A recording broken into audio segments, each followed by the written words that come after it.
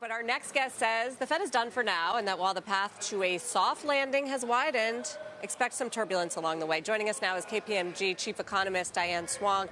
It's a good time to check in with you, Diane, because the consensus feels like it's coalescing around the soft landing. The Fed is done. It's going to start cutting rates in May of next year, and that's what's keeping the market in a good mood. Does all that happen?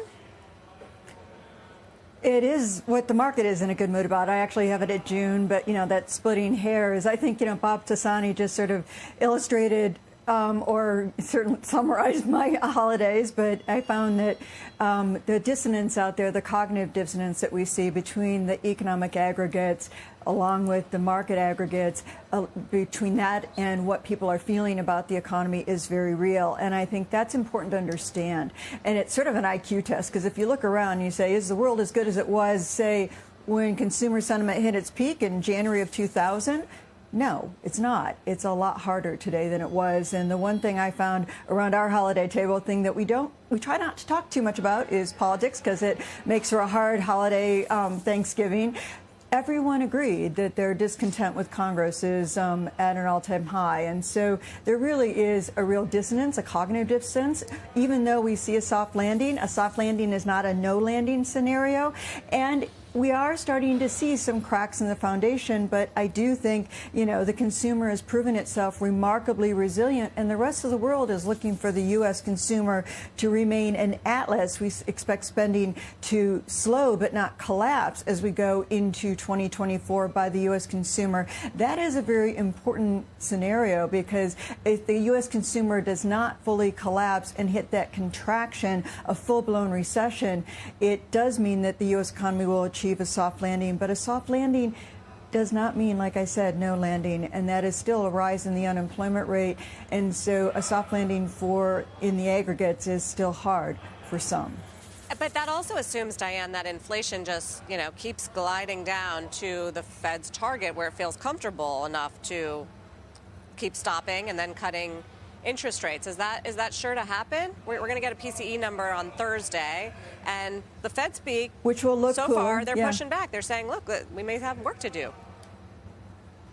Well, they're pushing back because they want the bond market to do some of the heavy lifting for them, and they'd like to be done with interest rates. We are only done with interest rate hikes if, in fact, the bond market doesn't rally too much and we don't see bond yields come down so much that they actually stimulate growth again. And so this is something we're going to be watching very carefully. I think it's very important that we listen to Fed speak, because they're going to have a chance in December of whether or not to put an additional rate hike in their forecast, and that may be something they want to communicate if the bond market continues to rally and they get worried about inflation not just coming down. They want it to stay down below 3%. We're still not below that threshold on core inflation. They want to get there and stay there for a period of time, not months, but quarters before they cut rates. And even then, the descent on rates is going to be much slower than the ascent, which I think, I keep talking to people saying they're waiting for everything to go back to normal. Well, what was normal? The 2010s were not normal. And I think that is something that people are still coming to terms with.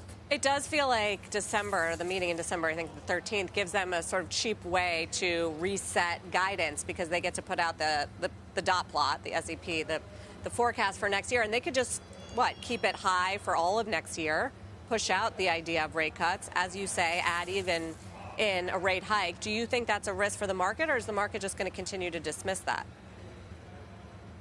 I think it is a risk for the market, although, there is this sort of, tug of war that we're seeing between the Fed. The Fed likes the idea of a soft landing. The Fed is delighted that, they really believe you're going to get a recession, and I believe them too, and we haven't gotten it yet. That doesn't mean no landing and no turbulence. And we are starting to see it in delinquencies. We're starting to see the delinquencies move up the food chain from subprime into the third quintile of incomes. Now, that's 50,000 to 75,000 earning households. That still isn't in those top echelons that Bob Tassani was vacationing with. But I think it's important to remember that this is where we're going to see the belt tightening occur in the U.S. economy.